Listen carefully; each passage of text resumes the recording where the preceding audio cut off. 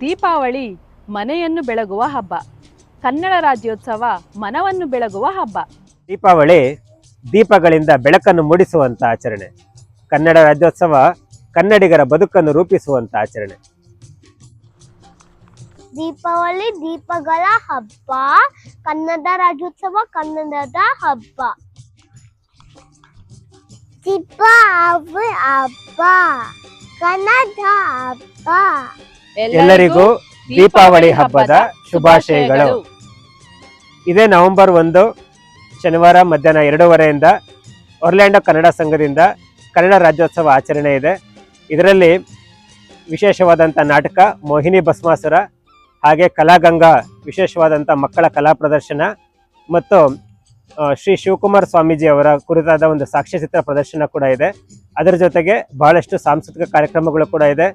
ಬನ್ನಿ ಎಲ್ಲರೂ ಒಟ್ಟಾಗಿ ಈ ಕನ್ನಡ ಹಬ್ಬವನ್ನ ಆಚರಿಸೋಣ. ಕನ್ನಡವೇ ಆನಂದ, ಕನ್ನಡವೇ ಸಂಬಂಧ, ಕನ್ನಡವೇ ಅನುಗಾಲದ ಅನುಬಂಧ. ಧನ್ಯವಾದ.